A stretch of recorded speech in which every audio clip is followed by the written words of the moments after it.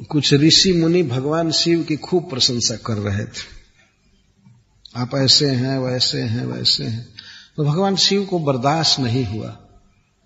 उन्होंने कहा कि अरे मेरी क्या महिमा है, भगवान का जस गाओ। तो उन्होंने अपनी माया पार्वती जी से इस प्रकार कहा उसमें, अयि व्यपस्य तुमजस्य मायाम परस्य पुंसः परदेवताया। ऋषियों के सामने भगवान शिव कह रहे हैं पार्वती जी से, ये लोग तो नहीं देख पाए, लेकिन पार्वती तुमने देखा ना भगवान की महिमा उस दिन, देखा कि मैं किस प्रकार भगवान के माया के फंदे में पड़ चुका था।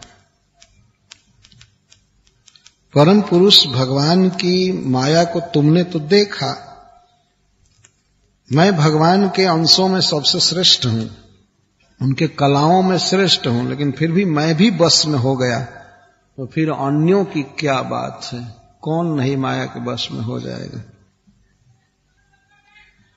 पार्वती, एक बार मैं समाधि में बैठा था बहुत काल तक, और समाधि से जब मैं उठा तो तुमने पूछा था कि आप किसका ध्यान करते हैं।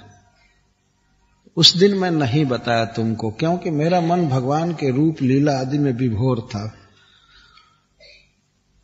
लेकिन आज मैं उत्तर देता हूं कि मैं उसी प्रभु का, उन्हीं प्रभु का ध्यान कर रहा था जो हमें इस तरह से अपने बस में कर लिए।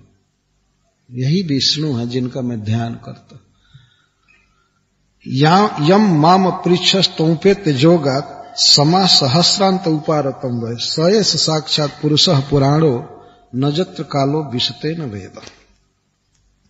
वेद भी जिनका पार नहीं पाते हैं, काल की जहां पहुंच नहीं है, वे साक्षात परम पुरुष भगवान विष्णु हमारे उपास्य हैं, आराध्य हैं, उन्हीं का मैं ध्यान करता था। तुम सदा पूछा करते थे किसका ध्यान करते हैं, किसका ध्यान करते हैं। मैं इन्हीं पुरुष का ध्यान कर रहा था। तो सभा के बीच अपनी पत्नी से इस सत्य को बेसंकोच कहना, यह शिव जी की महानता है।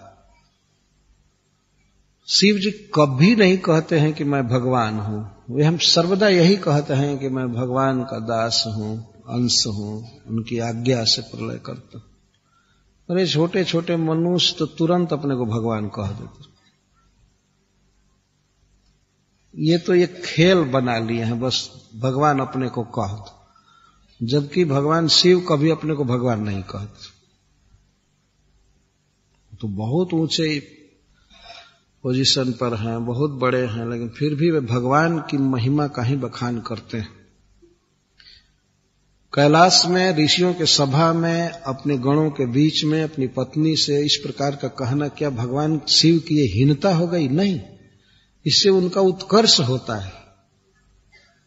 भगवान की महिमा को सभा में कह रहे हैं।